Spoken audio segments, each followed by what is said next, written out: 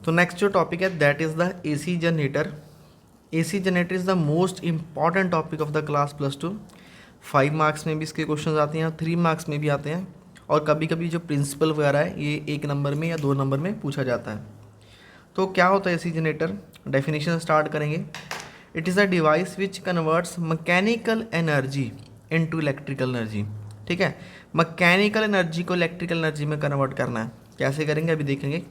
और सेकंड इसका जो प्रिंसिपल है that principle is electromagnetic induction, जो हमने इस यूनिट का बिल्कुल बेसिक पढ़ा था। It works on the principle of electromagnetic induction. अब इन दोनों को आगे डिस्कस करते हैं।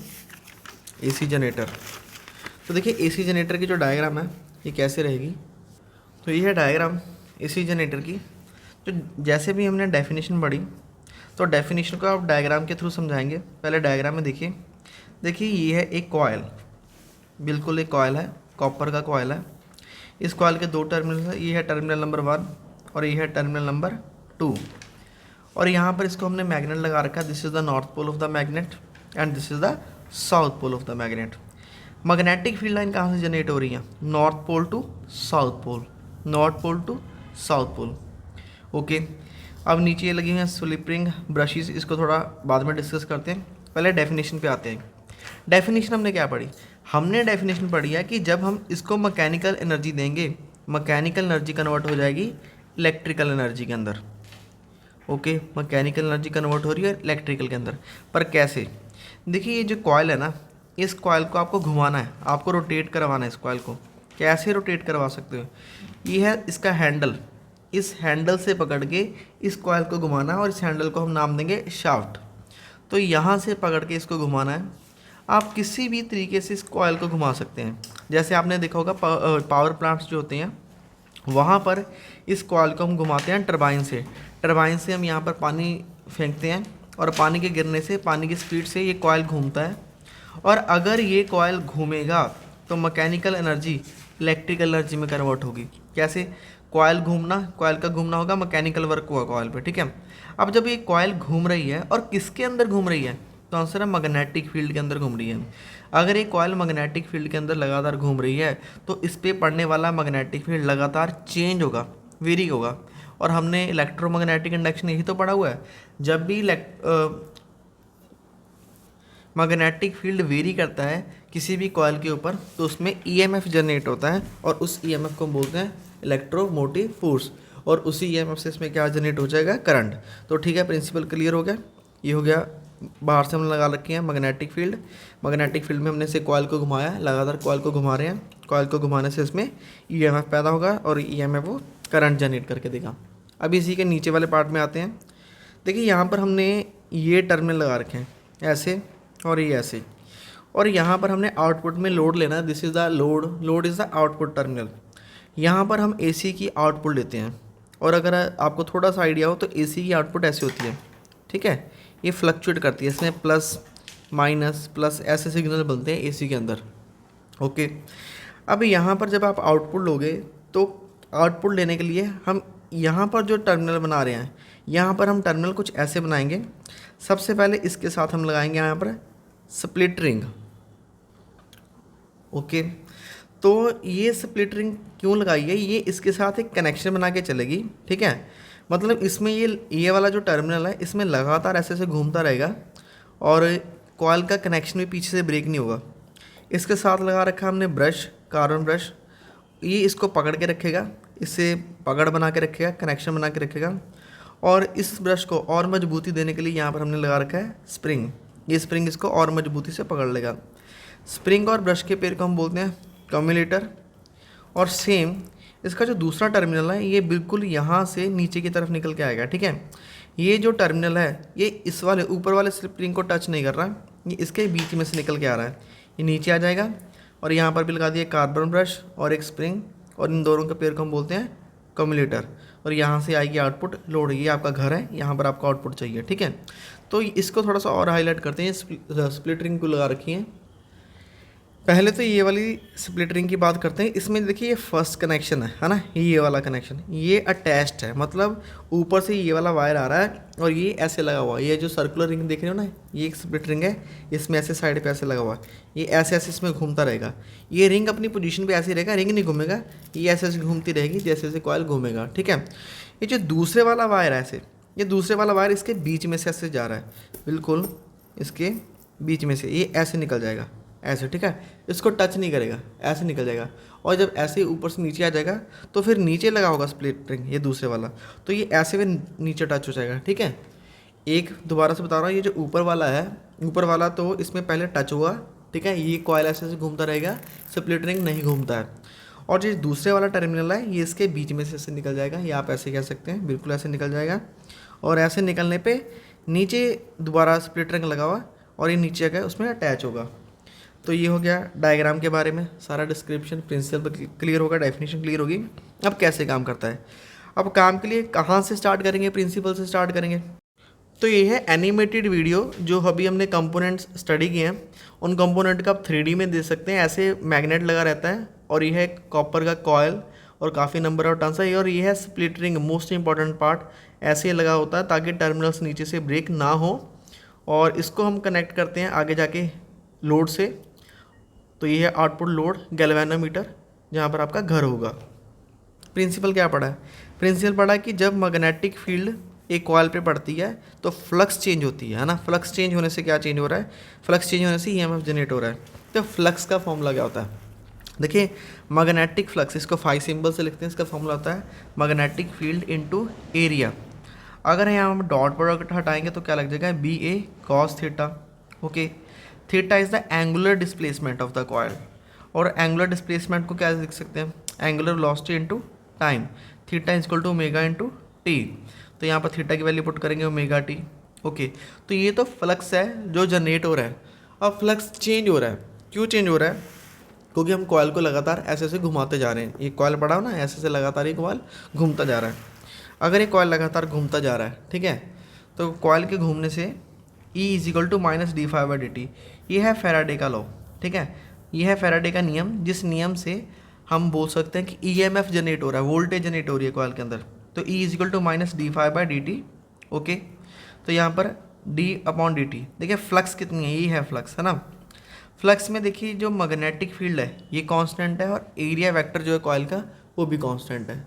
अब देखिए यहाँ पर हमने रखती है कॉइल, ये कॉइल है, ठीक है, ये कॉइल ऐसे ऐसे घूम रहा है, ठीक है, ऐसे ऐसे लगातार घूम रहा है। ओके, अब इस कॉइल के ऐसे घूमने से क्या हो रहा है, इसका एरिया वेक्टर क्या होता है, एरिया वेक्टर होता है इस पे परपेंडिकुलर ऐसे, है ना। जब ये कॉइल ऐसे होगा तो एरिया वेक्टर इधर होगा, ये पेंसिल जो है एरिया वेक्टर के डायरेक्शन दे रही है। एरिया वेक्टर हमेशा सरफेस के परपेंडिकुलर होता है ऐसे, जब ऐसे होगा तो ऐसे होगा, ठीक है। तो ये मैग्नेटिक फील्ड है, देखिए मैग्नेटिक फील्ड कांस्टेंट और एरिया वेक्टर कांस्टेंट होता है। क्या चेंज हो रहा है, इसकी वेलोसिटी चेंज हो रही है, इसका जो घूमना है एंगुलर वेलोसिटी वो चेंज हो रही है। तो जो चेंज हो रही है डेरिवेटिव तो सिर्फ उसी पार्ट का होगा, तो D phi by D T. तो हम लिख सकते हैं, एक स्टेप मैं यहाँ पर और एडवांस में लिख के बता देता हूँ आपको, E is equal to minus D upon D T, और फाई की वैल्यू क्या रहेगी, तो यहाँ पे इसकी वैल्यू आई है फ्लक्स की B A cos omega T, ये वैल्यू आई है। अब जो बी और ए है वो तो कांस्टेंट है, जो बी और a magnetic field area vector constant है। कॉस ओमेगा टी मतलब जो कॉस है ये टाइम का फंक्शन है, वेलोसिटी का फंक्शन है, वेलोसिटी लगातार चेंज हो रही है, घुमा रहे हैं, तो इसका डेरिवेटिव करेंगे। तो कॉस का डेरिवेटिव क्या हो जाएगा, कॉस का डेरिवेटिव हो जाएगा माइनस साइन ओमेगा टी, ठीक है। कॉस का डेरिवेटिव होता है माइनस साइन ओमेगा टी, और फिर ओनली ओमेगा टी का डेरिवेटिव क्या होता है, एंगल का डेरिवेटिव, एंगल का डेरिवेटिव हो जाएगा ओमेगा। आपको डेरिवेटिव करना आता है ना, तो हमें किसी भी ट्रिग्नोमेट्रिक फंक्शन का डेरिवेटिव कैसे करते हैं, सबसे पहले एंगल का डेरिवेटिव करते हैं। कॉस का डेरिवेटिव हो जाएगा माइनस साइन, फिर उसके बाद सबसे पहले फंक्शन का डेरिवेटिव करते हैं, कॉस का डेरिवेटिव हो जाएगा माइनस साइन। ओके, उसके बाद एंगल का डेरिवेटिव ओमेगा टी का डेरिवेटिव ओमेगा, तो ये क्या बन जाएगा, माइनस माइनस हो जाएगा plus b a sine omega t into omega. तो जो ईएमएफ जनरेट हुआ है वो इस पैरामीटर के इक्वल निकल के आया। ओके, ये सिंगल टर्न के लिए। अगर ये कॉइल एक से ज़्यादा टर्न का बनाओ, ठीक है, जैसे यहाँ पर आप देख सकते हैं ये है एक को number of turn, first second third fourth, ऐसे ही बहुत सारे नंबर ऑफ टर्न से मिलकर अगर ऐसे ये कॉइल बना हुआ है, तो कुछ ऐसे इसको कंसीडर कर सकते हैं। तो जितने भी नंबर ऑफ टर्न्स यहाँ पर होंगे तो उस नंबर ऑफ टर्न्स के लिए यहाँ पे क्या लगा देंगे, n। तो ये हो गया ईएमएफ जो जनरेट हो रही है। ओके, अब इसको स्टडी करते हैं। जो पीछे ईएमएफ निकल के आया उसका क्या फॉर्मूला है, E is equal to N B omega sine omega T. तो ये जो है ईएमएफ जनरेट होके आ रही है, ठीक है, ये फॉर्मूला आया।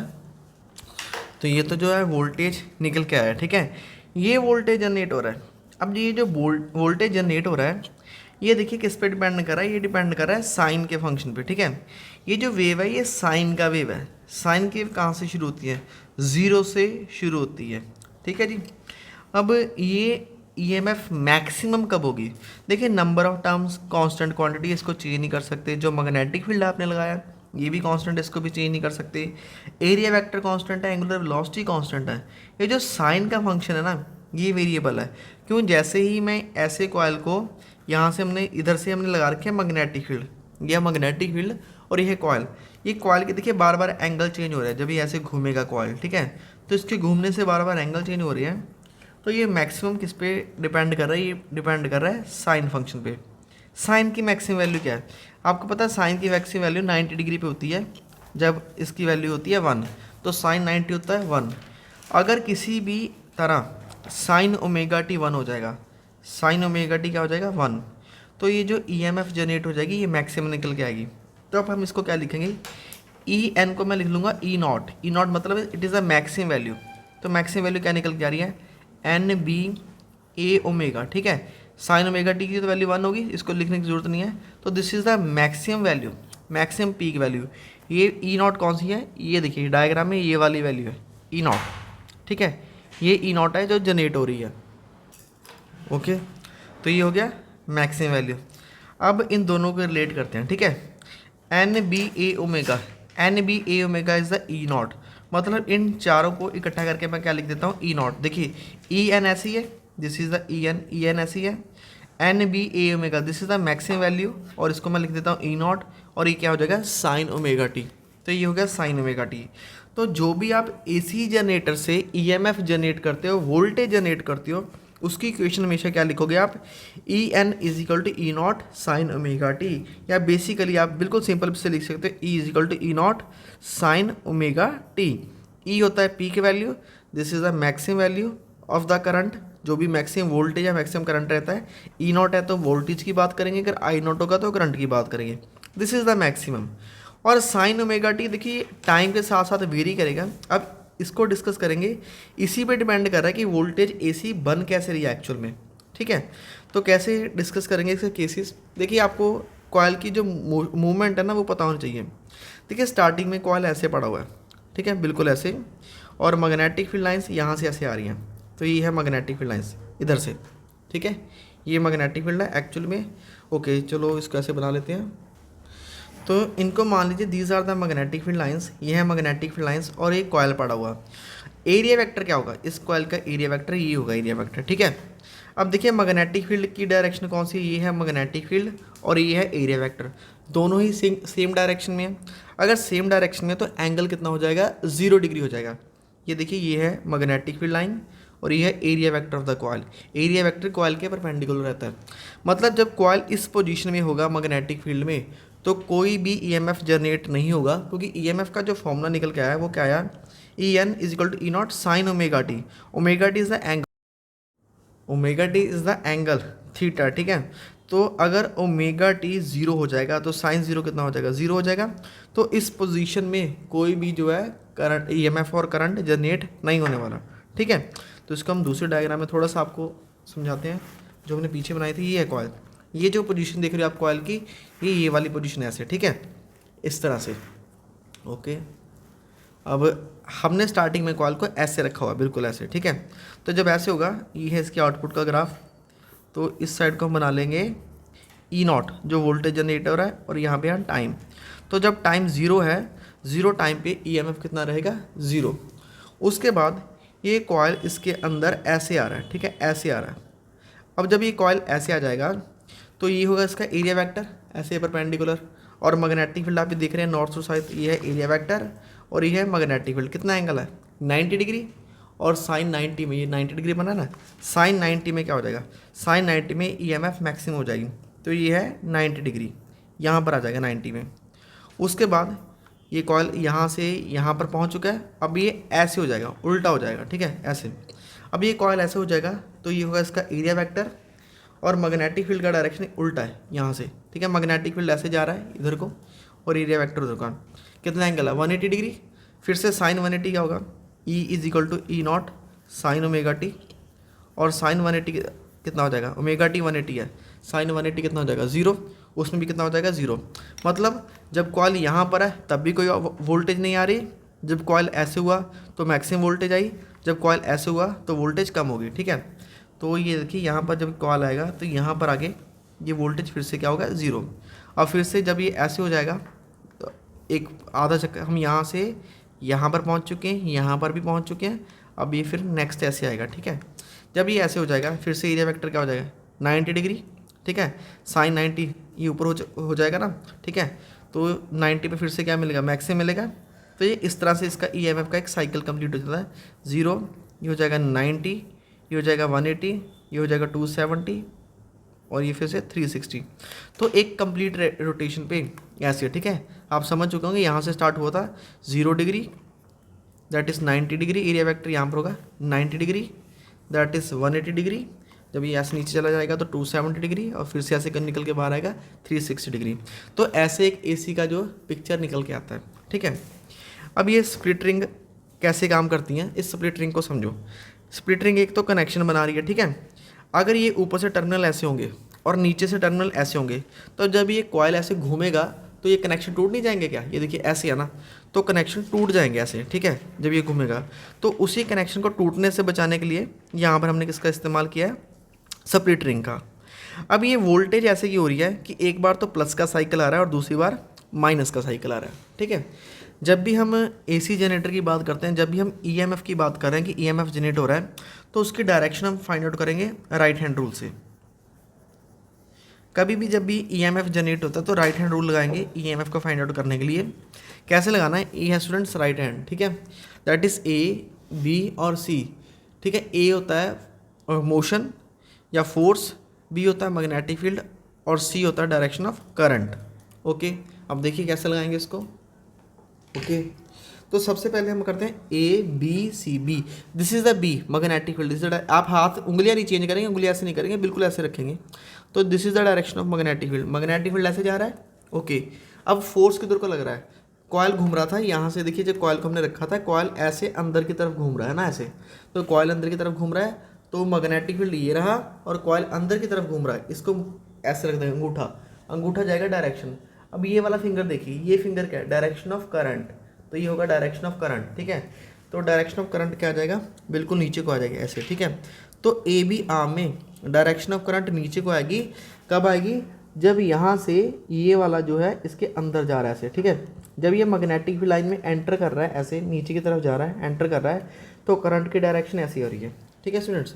अब इसी को आप नोट डाउन मार्क कर लेते हैं हम।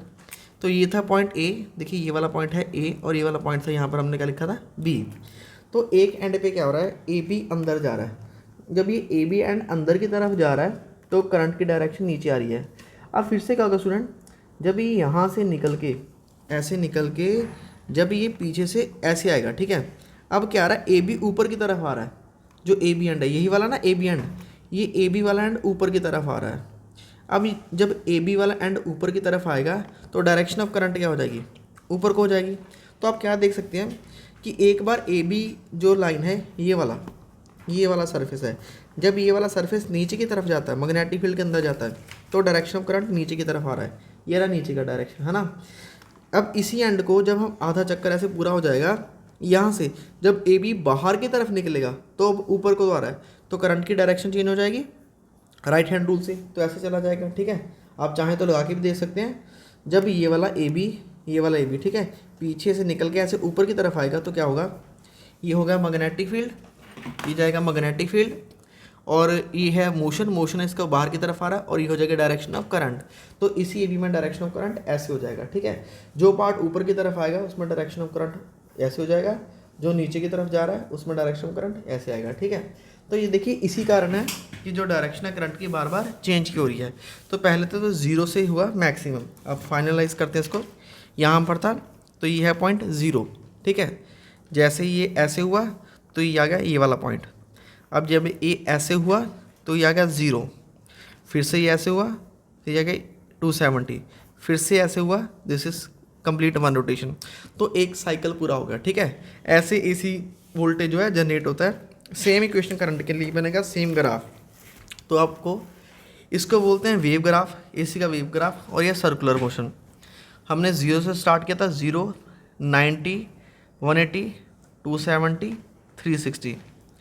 यहाँ से टाइम पीरियड की बात करेंगे, 0 था, यहाँ पे टाइम पीरियड होगा T/4। यहाँ से लेके आधा साइकिल यहाँ पे कवर हो रहा है, ये होगा आधा साइकिल। आधे साइकिल के लिए टाइम कितना लगेगा, T/2, और पूरे साइकिल के लिए टाइम कितना लगेगा, 2T, ठीक है। तो कैसे लिखेंगे इसको, 0, T/4, T/2 that is 3T/4, और यहाँ पे पूरा T आ जाएगा, एक टाइम हो जाएगा ना पूरा T, that is the T। और इसको यहाँ पे कंपेयर करते हैं, ये वाली पोजीशन ये है, T/4 ये है, पाई वाली पोजीशन ये है, 3T/4 ये है, और जब यहाँ पर जाएगा तो ये है, ठीक है। सारी पोजीशन कवर हो गई हैं, ओके। तो this is all about the AC, okay. थोड़ा सा आप और जो क्वेश्चन है इसकी वोल्टेज के कैसे आते हैं और एग्जाम में, तो देखिए जो वोल्टेज का इक्वेशन है निकल के आया, E = E0 sin omega t, E0 is the peak value. Current के लिए भी सेम यूज़ करेंगे, I = I0 sin omega t, तो यही वैल्यू है करंट के लिए।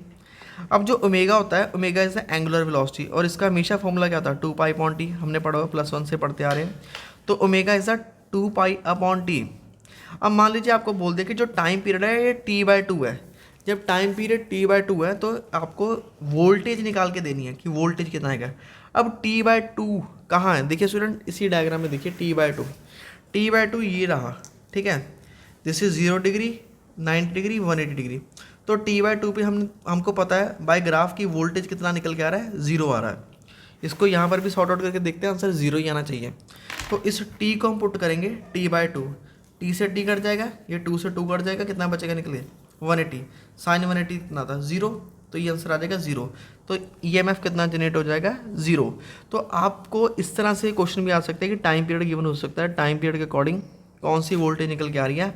आपको जस्ट करना क्या है, ओमेगा की वैल्यू 2π/t पुट करनी है, और सिमिलरली करंट का इक्वेशन, इसी वोल्टेज की इक्वेशन को, ये वाली वोल्टेज की इक्वेशन और इसी करंट की इक्वेशन को यूज़ करके हम पूरा सेकंड चैप्टर पढ़ने जा रहे हैं इसी यूनिट का, ठीक है। यूनिट नंबर 4 अल्टरनेटिंग करंट, और सेकंड चैप्टर पढ़ने जा रहे हैं हम, ओके। ये जो एसी जनरेटर है हम इसको ज़्यादातर कहाँ पर यूज़ कर सकते हैं, देखिए जो हमारे घर में इन्वर्टर्स वगैरह होते हैं वो एक लिमिट का ही आउटपुट जनरेट करते हैं, कि लिमिट तक ही वोल्टेज जनरेट कर देते हैं, मैक्सिमम वोल्टेज जनरेट नहीं कर सकते। ये जो एसी जनरेटर है इससे आप 220, 440 या इससे भी ज़्यादा वोल्टेज जो है जनरेट कर सकते हो। अगर एक सिंगल कॉयल है, ठीक है, अगर ये एक सिंगल कॉयल है, अगर एक सिंगल कॉयल को हम ऐसे मैग्नेटिक फील्ड में घुमाते हैं, ये हमें तकरीबन 220 वोल्ट जनरेट करके दे देता है, ओके। अब हम मल्टीपल कॉयल्स भी यूज़ कर सकते हैं। देखिए आपको मैं दिखाता हूँ, ये है इसका टॉप व्यू, ये मान लीजिए एक कॉयल है। अब मैं 220 से बढ़ के वोल्टेज कैसे जनरेट कर सकता हूँ जिससे हमारे घर के बड़े बड़े अप्लाइंसेज, इवन के मोटर वगैरह भी सब कुछ चल सकता है। अब 3 फेज़ की वोल्टेज आपको दिखाते हैं जनरेट करके। उससे पहले ही आप टाइम पीरियड का जो भी मैंने कैलकुलेट करके दिखाया, ये ग्राफ नोट कर लीजिए, टाइम कैसे वेरी हो रहा है। ये एक वेव है, यहाँ पर वेव बना लेते हैं, यहाँ पर वेव बनाएंगे, this is the wave 0, that is the here is π/2 90 degree, pi ये हो जाएगा 3π/2 270, दिस इज 2π, ठीक है। तो यहाँ पर हो जाएगा टाइम पीरियड 0, यहाँ पर हो जाएगा T/4, यहाँ पर टाइम कितना हो जाएगा T/2 हाफ, और यहाँ पर ये हो जाएगा T, और ये हो जाएगा 3T/4, ठीक है। ये टाइम पीरियड के ग्राफ है। तो ये जो ग्राफ है इससे डाटा ये मैच कर रहा है। जब टाइम पीरियड 0 है, एंगल 0 हो गया, वोल्टेज 0, टाइम पीरियड T/4 हो गया ये वाला पोजीशन, ठीक है। इस पोजीशन पे एंगल 90 है, मैक्सिमम वोल्टेज। तो वोल्टेज कैसे मिल रहा है, 0 + 0 - 0, तो देखा 0 + 0 - 0, तो ऐसे वोल्टेज मिल रहा है, ये आप इससे स्टडी कर सकते हैं, ठीक है। अब तो अभी जो हमने देखा वर्किंग का 3D वीडियो, तो ऐसे कॉयल घूम रहा है, तो कॉयल के घूमने से बार बार डायरेक्शन चेंज होगा, डायरेक्शन चेंज होने से एसी आउटपुट आ रहा है जो आप गैल्वेनोमीटर में देख सकते हैं। बार बार नीडल चेंज हो रहा है, डायरेक्शन चेंज हो रहा है, तो डायरेक्शन के चेंज होने से ये सप्लाई एसी है। तो जो शाफ्ट घूम रहा है बस उसी को आपको घुमाना है। अब देखते हैं direction of induce current, most important part. तो इस पोजीशन के अंदर कोई ईएमएफ नहीं आएगा क्योंकि जो एरिया वेक्टर और मैग्नेटिक फील्ड में एंगल क्या रहेगा, 0। अब जैसे ही आप देख सकते हैं ये नीचे की तरफ जाएगा तो एंगल चेंज होगा। अब ये रहेगा राइट हैंड रूल लगेगा यहाँ पर, जो राइट हैंड रूल है, तो राइट हैंड रूल से हम डायरेक्शन फाइंड आउट कर सकते हैं, जो आपको भी मैंने कंसेप्ट समझाया था। ओके, थोड़ा लगा के देखते हैं राइट हैंड रूल। तो देखिए थम्स जो है मोशन की बात कर रहा है और करंट की डायरेक्शन मिडल फिंगर, ये है डायरेक्शन ऑफ करंट। सारे कंसेप्ट को जो आपको पढ़ाएंगे इससे मैच कीजिए। और ये है इसका ग्राफिकल रिप्रेजेंट, ग्राफ कैसे बनेगा। इस टाइम पे टाइम ज़ीरो पे कोई ईएमएफ निकल के नहीं आएगा, no change in the flux. तो टाइम 0 पे ये बिल्कुल जैसे ही नीचे आ रहा है वो देखिए ईएमएफ बढ़ता जा रहा है। अब फिर से जब ये नीचे की तरफ आएगा ईएमएफ फिर कम होता जा रहा है, 0। फिर से ये घूमेगा तो ये हो जाएगा ईएमएफ नेगेटिव -E0। तो ये मोस्ट इंपॉर्टेंट पार्ट है इस वीडियो का। एक साइकिल को देख के आपको सारा स्ट्रक्चर समझ में आ जाएगा। कुछ इंपॉर्टेंट क्वेश्चन भी देखेंगे और उससे पहले हम देख लें 3 फेज़ की सप्लाई कैसे काम करती है। अब ये जो कॉयल है इसका आप ये वाला व्यू देखिए, ठीक है, ये वाला व्यू, ये जो कॉयल का, ठीक है, ये एक कॉयल है। अब ये वाली कॉयल देखिए यहाँ पर पड़ी है, this is the coil number 1, ये कॉयल है, ठीक है। और इस कॉयल के 2 टर्मिनल्स हैं, this is the first terminal और ये है सेकंड टर्मिनल। ओके, अब इसी के साथ में हमने एक दूसरा कॉयल लगा दिया, ठीक है, इसके भी 2 टर्मिनल होंगे, देखिए टर्मिनल नंबर 1, टर्मिनल नंबर 2, और तीसरा कॉयल भी लगा दिया, ठीक है, टर्मिनल नंबर 1, टर्मिनल नंबर 2। अब क्या हो रहा है, इन तीनों के फर्स्ट सेकंड थर्ड, इन तीनों के टर्मिनल एक तो मैंने यहाँ पे इकट्ठे कर लिए, ठीक है, फर्स्ट सेकंड थर्ड।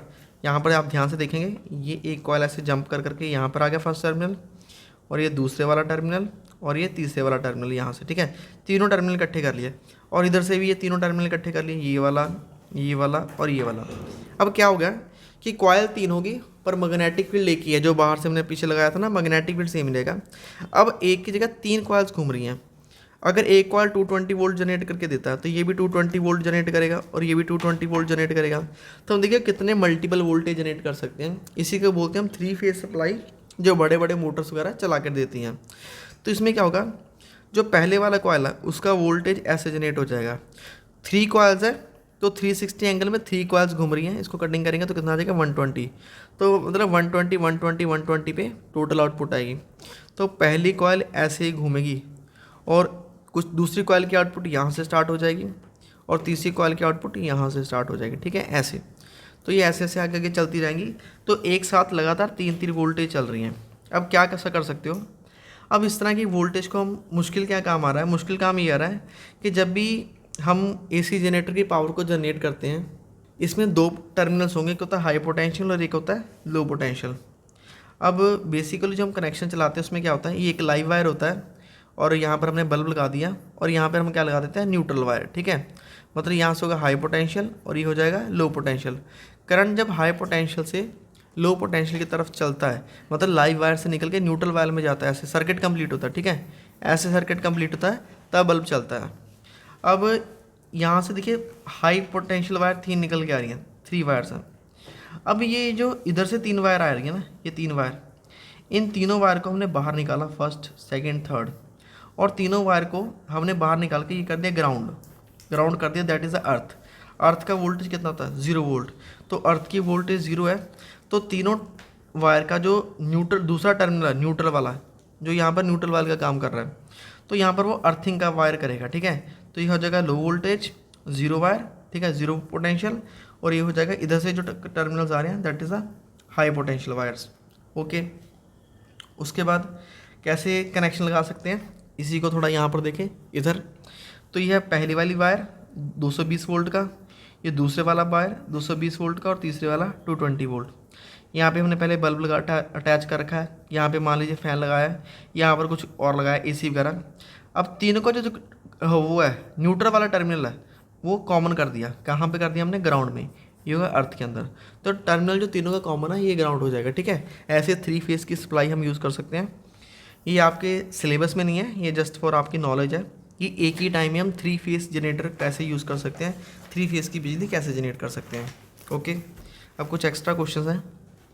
ये देखिए इंपॉर्टेंट क्वेश्चन, इसमें लगातार करंट इंक्रीज हो रहा है, करंट लगातार इंक्रीज हो रहा है तो मैग्नेटिक फील्ड क्या होगी, लगातार इंक्रीज होगी। तो यहाँ पर हमने एक सर्कुलर रिंग रखा हुआ है, ये कॉइल है, तो इसमें आपको डायरेक्शन ऑफ करंट प्रेडिक्ट करना हो, और इसके अंदर भी यहाँ से करंट गया, ये हुआ मैग्नेटिक फील्ड, ये मैग्नेटिक फील्ड निकल के ऐसे आया, और ये मैग्नेटिक फील्ड लगातार इंक्रीज़ हो रहा है। आपको ये बाहर की तरफ जो निकलता हुआ मैग्नेटिक फील्ड डिक्रीज़ करना है। इसको डिक्रीज़ कैसे करोगे, ऐसे नीचे अंगूठा रखेंगे इसके अंदर की तरफ और ऐसे बनाएंगे। सो दिस फिंगर्स, देखो ये फिंगर कैसे घूम रही हैं, ये इधर को घूम रही हैं, तो ये हो गया डायरेक्शन ऑफ करंट। ठीक है, तो इसमें जो डायरेक्शन ऑफ करंट आएगी ऐसे आएगी। ठीक है, तो डायरेक्शन ऑफ करंट के लिए यहाँ पे लगा देंगे हम ये निशान, और ये हो जाएगा क्लॉकवाइज। ठीक है, तो क्लॉकवाइज आ जाएगा, तो इसके नीचे उल्टा हो जाएगा। अगर नीचे क्लॉक है तो ऊपर क्लॉक है तो नीचे क्या हो जाएगा, एंटी क्लॉक हो जाएगा। ठीक है, अब यहाँ पर देखिए दूसरे वाले डायग्राम में, दूसरे वाले डायग्राम में क्या है, यहाँ पर ये मैग्नेटिक फील्ड लाइन ऐसे बाहर को है। ठीक है, ऐसे बाहर को आ रही है। अब हम बाहर से एक सर्कुलर रिंग को खींच के इसके अंदर लेकर आ रहे हैं। अब जैसे ही सर्कुलर रिंग को इसके अंदर लेकर आ रहे हैं तो मैग्नेटिक फील्ड इंक्रीज़ हो रहा है। अगर मैग्नेटिक फील्ड इंक्रीज़ हो रहा है तो आपको क्या करना होगा, मैग्नेटिक फील्ड डिक्रीज़ करना होगा। अब कौन सा मैग्नेटिक फील्ड इंक्रीज़ हो रहा है, तो आंसर है बाहर वाला, क्योंकि जो डॉट के निशान है ये मैग्नेटिक फील्ड बाहर को इंडिकेट करते हैं, और जो क्रॉस के निशान होते हैं मैग्नेटिक फील्ड अंदर को इंडिकेट करते हैं। तो ये बाहर वाला मैग्नेटिक फील्ड जब हम कॉइल का से लेकर आ रहे हैं अंदर की तरफ, तो इससे बाहर निकलने वाला मैग्नेटिक फील्ड इंक्रीज़ हो रहा है, उसको डिक्रीज़ कीजिएगा। डिक्रीज़ कैसे करेंगे, तो हमको अंदर को मैग्नेटिक फील्ड बनाना होगा। अंदर को मैग्नेटिक फील्ड बनाने के लिए ये थंब को अंदर की तरफ ले जाएं, और ये हो जाएगा डायरेक्शन ऑफ करंट। ऐसे फिंगर्स घूम रही है ना आपकी, जिस तरह फिंगर्स घूम रही हैं, this is the direction of current, तो ये हो जाएगी डायरेक्शन ऑफ करंट। ठीक है, तो ऐसे आप क्वेश्चन कर सकते हैं। इस तरह के काफ़ी क्वेश्चन आते हैं। ये सारे हमने एक पहले भी आपको मोशनल ईएमएफ के अंदर भी करवाए थे। सिमिलरली इसमें भी ऐसे होगा, ये बाहर की तरफ निकल रहा है, बाहर की तरफ निकलने से मैग्नेटिक फील्ड डिक्रीज़ हो रहा है। कौन सा मैग्नेटिक फील्ड डिक्रीज़ हो रहा है, अंदर वाला मैग्नेटिक फील्ड डिक्रीज़ हो रहा है। अगर अंदर वाला मैग्नेटिक फील्ड डिक्रीज़ होगा तो आपको इंक्रीज़ करना होगा। इंक्रीज़ करने के लिए थंब को अंदर की तरफ रखेंगे और ये ऐसे आ जाएगा। ठीक है, अब यहाँ पर देखिए इसमें जो हमने बना रखा है, इसको चारों तरफ से ऐसे खींचोगे तो कॉइल का एरिया बढ़ जाएगा। कॉइल के एरिया बढ़ने से मैग्नेटिक फील्ड इंक्रीज़ हो जाएगा। कौन सा मैग्नेटिक फील्ड इंक्रीज़ हो जाएगा, तो आंसर है मैग्नेटिक फील्ड अंदर वाला इंक्रीज़ हो रहा है। क्रॉस के निशान लगा ना, अंदर वाला मैग्नेटिक फील्ड इंक्रीज़ हो रहा है। तो जब इसका एरिया बढ़ेगा मैग्नेटिक फील्ड इंक्रीज़ हो रहा है, हमें क्या करना होगा, हमें मैग्नेटिक फील्ड डिक्रीज़ करना होगा। डिक्रीज़ करने के लिए क्या करेंगे, हम मैग्नेटिक फील्ड बाहर की तरफ बनाएंगे ऐसे। ठीक है, ये हो जाएगा बाहर की, तो फिंगर्स को देखिए ऐसे घूम रही हैं, तो कुछ ऐसे ये चलेगा। ठीक है, तो it is all about the AC generator. अब नेक्स्ट वीडियो हम स्टार्ट करेंगे इसका सेकेंड चैप्टर।